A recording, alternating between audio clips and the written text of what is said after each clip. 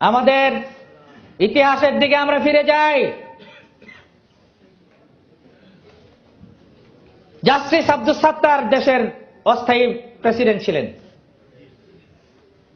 24শে March পর্যন্ত তিনি ধারণা করেছিলেন 26শে মার্চে তিনি সালাম গ্রহণ করবেন কুচকাওয়াজ। প্রথমবারের মতো রাষ্ট্রীয় উদ্যোগে ঢাকার মানিক মিয়া এভিনিউতে সরকারি ব্যবস্থাপনায় বেদি সাজানো হয়েছিল ইট সিমেন্ট দিয়ে পাকা করে। কিন্তু আমরা দেখলাম ওই পাকা করা বেদি তার জায়গা দাঁড়িয়েছিল দীর্ঘদিন পর্যন্ত, কিন্তু সাত্তার সাহেবের হাত থেকে ক্ষমতা এরশাদ নিয়ে গেছে। সালাম গ্রহণ মিলিটারি রেডি ছিল, কুচকাওয়াজের ড্রিল হয়েছে, ট্রেনিং হয়েছে, নিরাপত্তা রেকি হয়েছে, কিন্তু সাত্তার সাহেব সালাম নিতে পারেন নাই। তার আগে আমরা ঘটনা দেখেছি, এমনই ঘটনা ঘটেছিল ঢাকা বিশ্ববিদ্যালয়ে।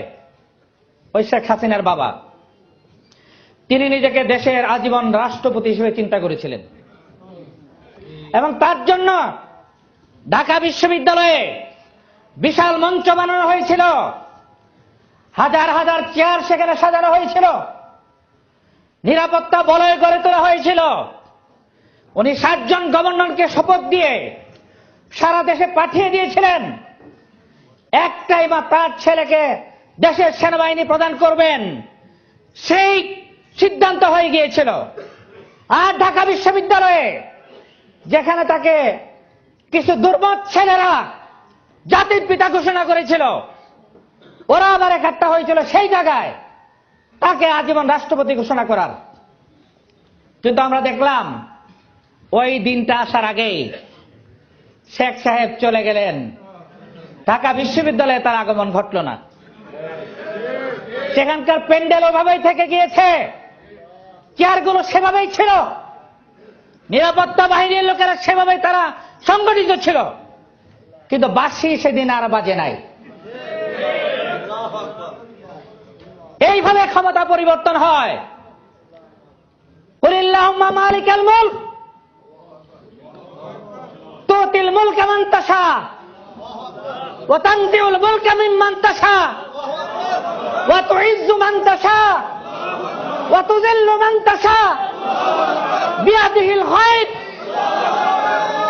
আল্লাহর হাতে সমস্ত কল্যাণ।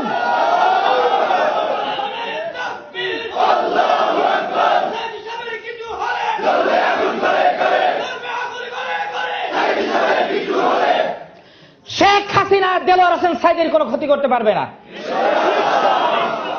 খাইরিহি ওয়া শাররিহি মিনাল্লাহি তাআলা।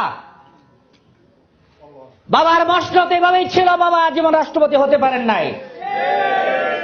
আমরা জানি সেই খায়েশ আবার মুজিব কন্যা হাসিনার মাথায় দেমাগে এসছে। তিনি বলেছিলেন 52 বছরে তিনি রাজনীতি থেকে বিদায় নেবেন। এখন রাজনীতির খায়েশ এত বেশি বাড়ছে, বয়স এখন 65 গত হয়েছে। গতকাল বলছে আমরা বুড়া হয়ে গেছি। উনি নিজেই সংবাদপত্রে বলেছেন যে আমরা এখন বুড়া হয়ে গেছি। বুড়া বয়সে তিনি আর ক্ষমতা ছাড়তে চান না।